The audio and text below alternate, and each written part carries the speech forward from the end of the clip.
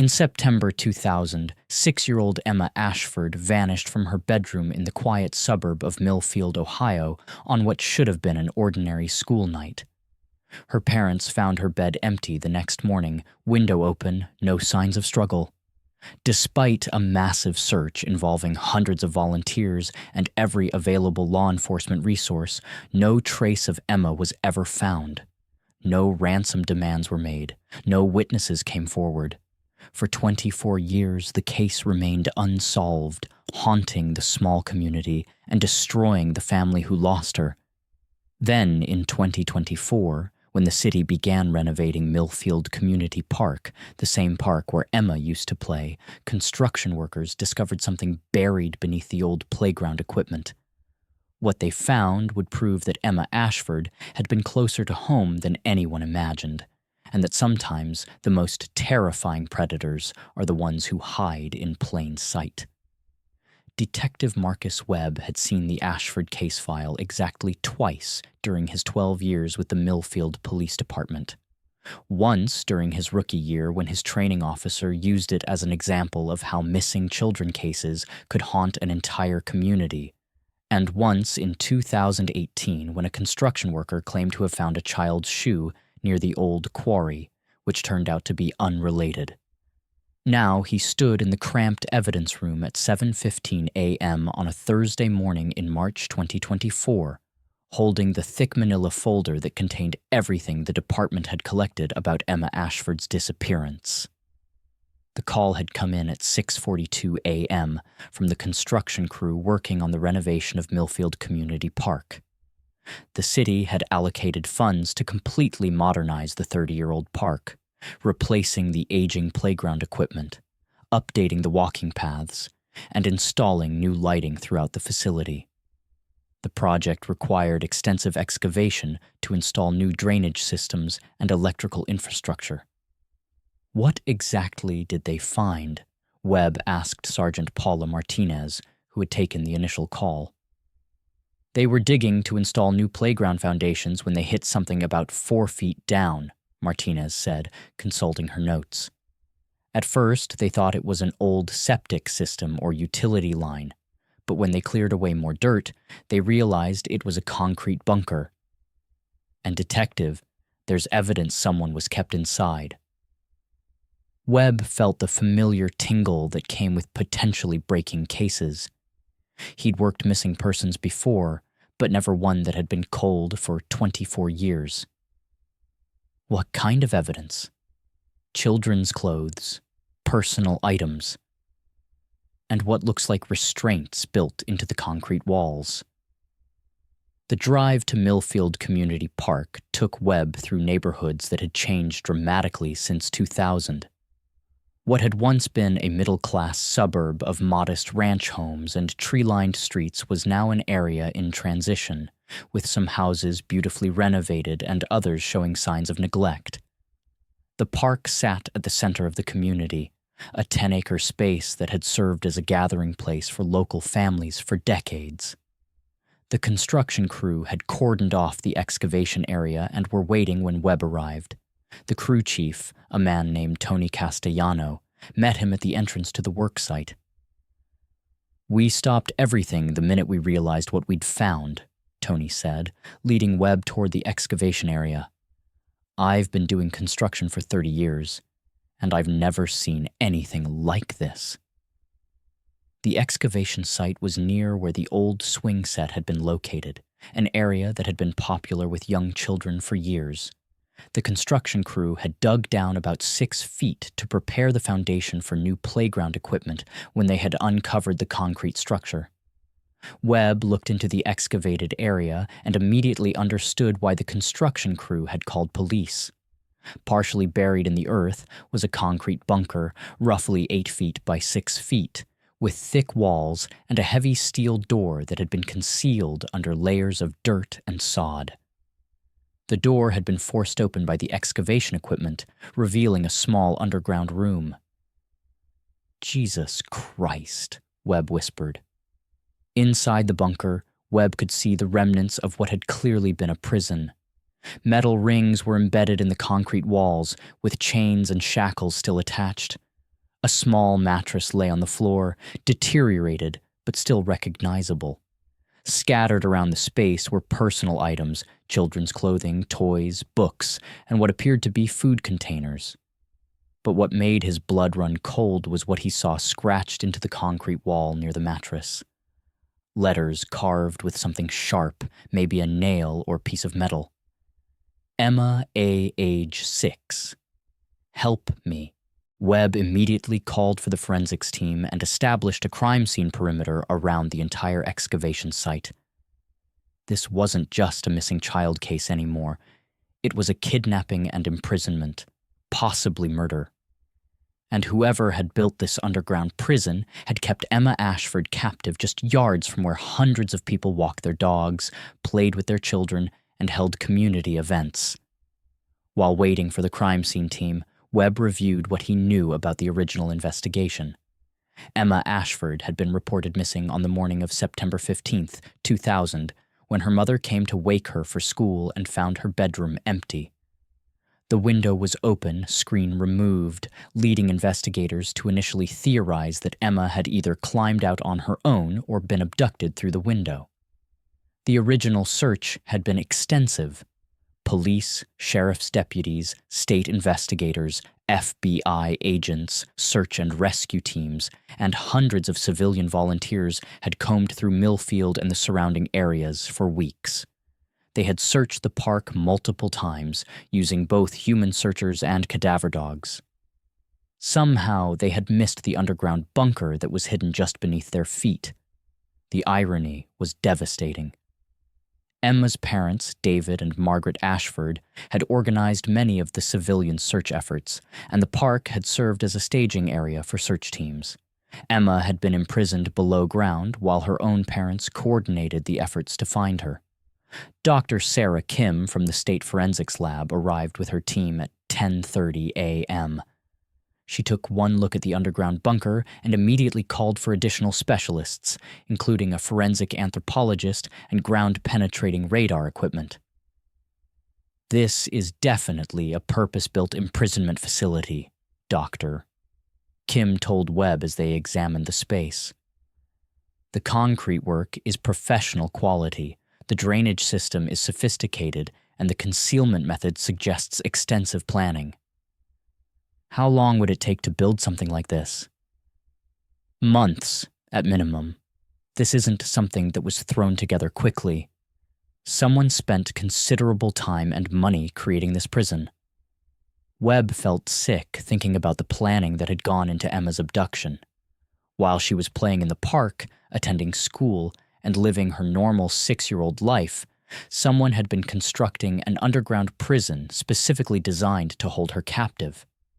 The forensics team worked methodically, photographing every inch of the bunker and carefully collecting evidence. Among the items recovered were several pieces of children's clothing that matched descriptions of outfits Emma had owned, a notebook filled with a child's drawings and writing, and most heartbreakingly, a small calendar where someone had been marking off days. The calendar was from 2000, starting in September. X marks had been made through each date, from September 15th through December 23rd. Then the marks stopped. "She was alive for at least 3 months, Doctor," Kim observed. "The question is, what happened after December 23rd? Webb was studying the notebook when he found something that changed the entire direction of the investigation. On one page, in a child's careful handwriting, was a message. "Uncle Ray brings me food. Says Mommy and Daddy think I ran away. Says I have to stay here until I learn to be good. I want to go home. Uncle Ray." Webb immediately thought of the original case files. He remembered seeing family interviews, background checks on relatives and close family friends, but he couldn't recall any Uncle Ray in the Ashford family. Back at the station, Webb pulled the complete case file and spread it across his desk. The original investigation had been thorough, with extensive interviews of family members, neighbors, teachers, and anyone who had contact with Emma. Both parents had been polygraphed and cleared. Extended family members had been interviewed and their alibis verified. He found the family tree that investigators had created in 2000. David Ashford had one brother, Michael, who lived in California and had been verified to be at work during the time Emma disappeared.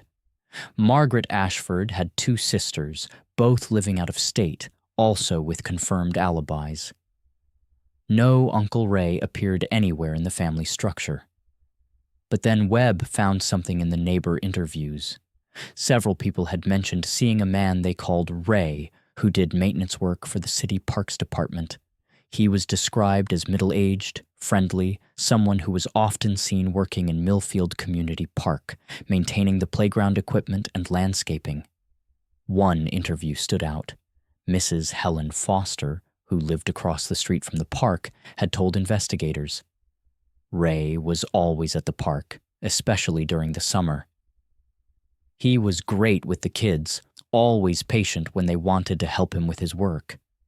Emma loved talking to him when she was playing there, called him Uncle Ray, even though he wasn't really her uncle. Just seemed like a sweet man who enjoyed working around children." Webb felt his pulse quicken. This Ray character had been working in the park regularly, with legitimate access to the grounds and ample opportunity to observe potential victims. He would have been able to study children's routines, identify vulnerable targets, and most importantly, construct the underground bunker without arousing suspicion. He searched through the interview files for more information about Ray, but the trail was frustratingly thin. Most people knew him only as a Parks Department employee. He was described as quiet but friendly, always willing to help children who were playing in the park, someone who seemed to genuinely care about maintaining a safe environment for families. Webb found one more reference in a report filed by Detective Janet Collins, the lead investigator on the original case. In her notes dated September 18, 2000, she had written, "Need to follow up on parks maintenance worker called Ray who had frequent contact with victim. Parents confirm Emma knew him and trusted him. City Personnel Office says no employee named Ray currently on payroll, checking previous employment records." So the original investigators had tried to identify Ray, but had hit a dead end when the City Personnel Office couldn't find any record of him. 3 days after Emma vanished, her abductor had simply disappeared, leaving no trail for investigators to follow. Webb decided to start by checking with current and former city employees who might remember a parks maintenance worker named Ray from 2000. The Parks Department had experienced significant turnover in the past 24 years, but the department supervisor, Maria Santos, had been with the city since 1995. "I remember there was some confusion about that back in 2000, Maria said when Webb explained what he was looking for. "Police came around asking about a maintenance worker named Ray, but we couldn't find any employment records for anyone by that name. Is it possible he was a contractor or volunteer? That's what we thought at the time. Sometimes we had volunteers who helped with park maintenance, especially during the busy summer months. They weren't official employees, so there wouldn't necessarily be paperwork on file. Webb asked to review any records the Parks Department might have from 2000, including work orders, maintenance schedules, and volunteer sign-in sheets. Most of the paperwork from that era had been digitized or discarded, but Maria was able to locate a few boxes of archived materials in the department's storage facility. Going through the old records was tedious work, but Webb finally found what he was looking for in a folder of volunteer coordination forms from summer 2000. A man named Raymond Polk had signed up to volunteer for park maintenance work in June 2000, 3 months before Emma's disappearance. The volunteer form contained basic information. Raymond Eugene Polk, age 52, no permanent address listed, described his skills as general maintenance, landscaping, playground safety inspection. Most significantly, the form noted that Polk had previous experience working with children, and was comfortable being around families in park settings. With a name to work with, Webb was able to access state and federal databases to search for Raymond Polk's criminal history and background information. What he found was deeply disturbing. Raymond Eugene Polk had been born in Kentucky in 1948. He had a lengthy criminal record spanning multiple states, with convictions for burglary, assault, and most significantly, a 1987 conviction in Tennessee for child endangerment. He had served 3 years in prison and was released in 1990 with requirements to register as a sex offender wherever he lived. But Polk had violated his registration requirements shortly after his release and had been living off the grid since then, moving frequently and using volunteer positions to gain access to potential victims while avoiding background checks that would reveal his criminal history. Webb immediately contacted the FBI's Violent Criminal Apprehension Program and the National Center for Missing and Exploited Children to update them on the new developments in the case. Raymond Polk was now the prime suspect in Emma's kidnapping and imprisonment, and possibly her murder. The investigation revealed that Polk had used his volunteer position at the park to study potential victims over the course of several months. He had built the underground bunker during evening and weekend hours when the park was largely empty, carefully concealing his construction work and disposing of excavated soil in small amounts to avoid detection. Emma Ashford had been specifically targeted because she was a regular visitor to the park, often playing there with friends or family members. Polk had spent weeks observing her routines, learning her schedule, and gaining her trust by being friendly and helpful when she was playing near his work areas. On the night of September 14th, 2000, Polk had entered Emma's bedroom through a window he had observed during previous surveillance of the Ashford house. He had taken Emma from her bed and brought her to the underground bunker in the park, where he held her captive for over 3 months. The forensics analysis of the bunker revealed disturbing evidence of Emma's imprisonment. She had been chained to the wall for extended periods, fed minimally, and subjected to psychological abuse designed to break her will and ensure her compliance. The notebooks and drawings found in the bunker showed that she had never stopped trying to escape or to leave messages that might be found by rescuers. But Emma had never stopped fighting. Even after months of captivity, she continued to scratch messages into the concrete walls, mark days on her calendar, and document her treatment in the hope that someone would eventually find evidence of what had happened to her. According to the forensic timeline, Emma had survived in captivity until late December 2000. The last entry on her calendar was December 23rd, and no personal items found in the bunker were dated after that point. Dr. Kim's analysis suggested that Emma had become increasingly ill during her imprisonment, possibly from malnutrition, exposure to dampness and cold, or psychological trauma. Webb worked with federal agents to trace Raymond Polk's movements after Emma's death, using financial records, employment applications, and law enforcement reports. They were able to piece together a partial timeline of his activities over the past 24 years. The trail was frustratingly cold. Polk had successfully evaded law enforcement for decades, using false identities and moving frequently to avoid detection. There were scattered reports of possible sightings in various states and several unsolved cases involving missing children that bore similarities to Emma's abduction, but no concrete leads that led to arrests or confirmed locations. Then, in April 2024, Webb received the call that changed everything. "Detective Webb? This is Sheriff Maria Santos from Riverside County, California. We may have found your suspect." Webb's heart rate spiked. "Raymond Polk?" "That's right." An elderly man named Raymond Peterson was found dead in a trailer park outside Palm Springs last week. Natural causes, heart attack. But when we processed his belongings, we found some items that made us run his fingerprints. Real name was Raymond Eugene Polk. Webb was on a plane to California within hours. At the Riverside County Sheriff's Office, he examined the evidence that had been recovered from Polk's trailer. Among his belongings were several items that definitively linked him to Emma Ashford's case.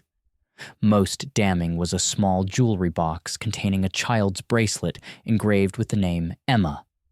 The bracelet matched the description of one Emma had been wearing the night she disappeared.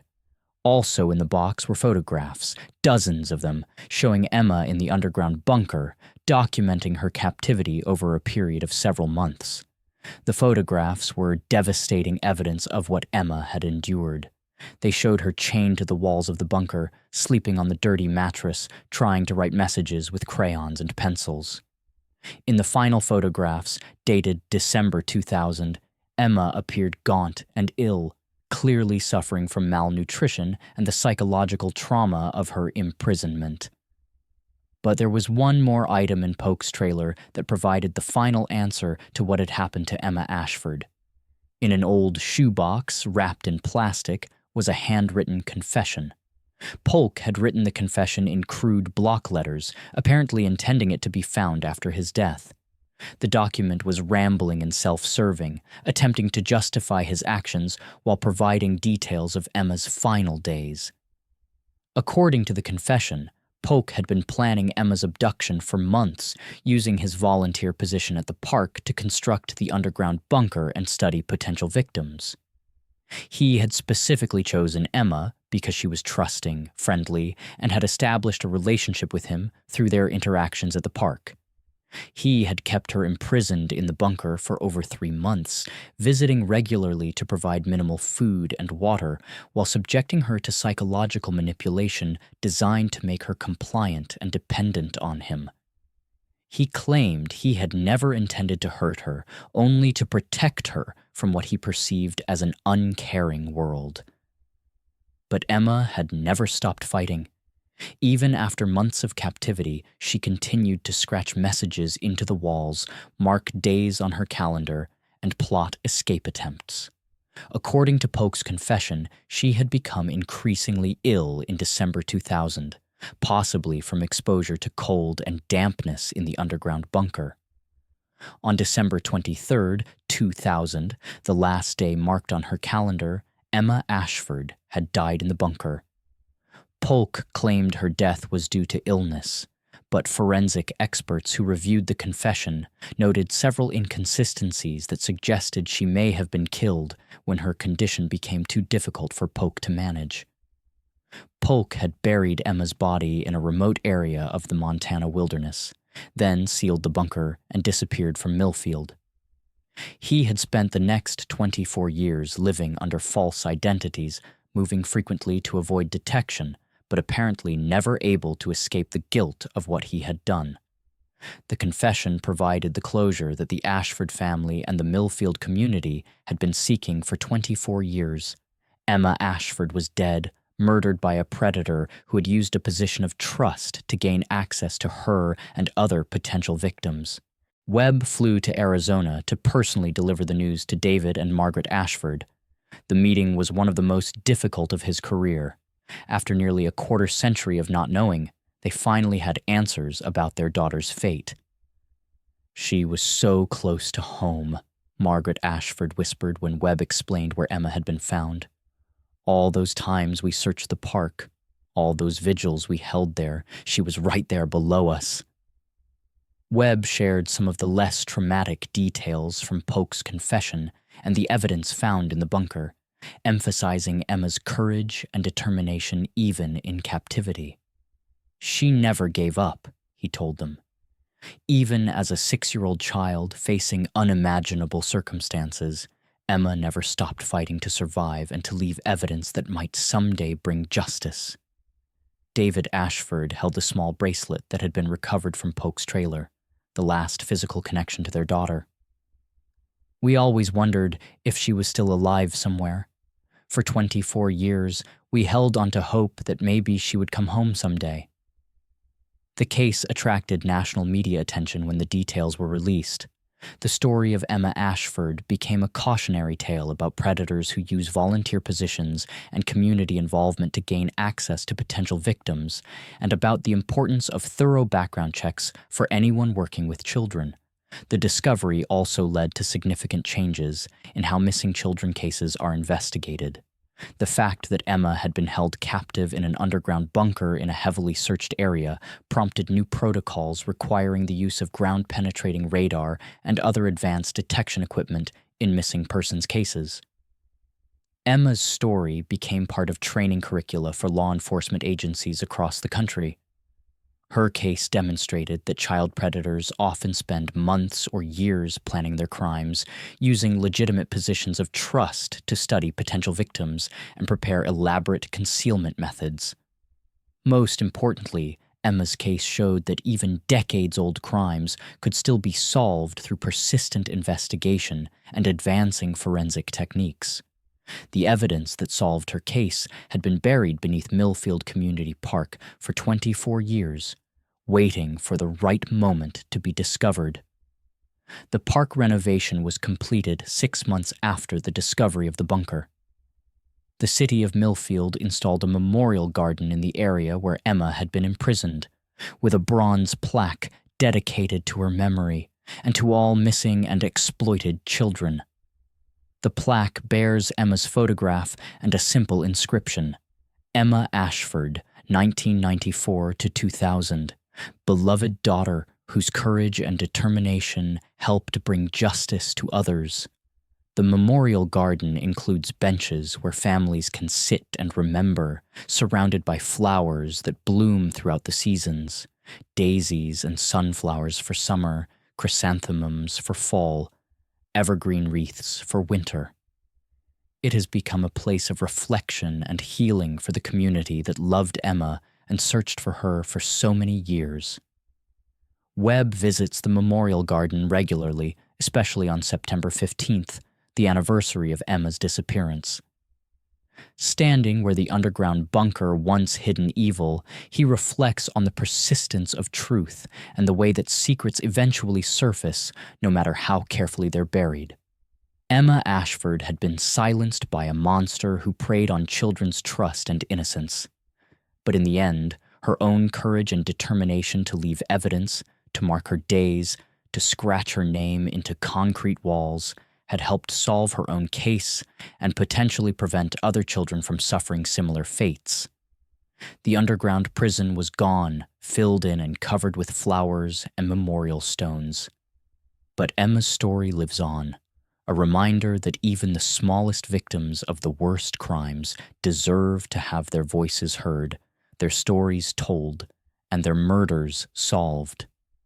As Webb walked back to his car after his most recent visit to the memorial garden, he thought about the message Emma had carved into the bunker wall. Emma A. age 6. Help me. For 24 years, that plea had been hidden underground. But it had finally been heard, and it had finally been answered.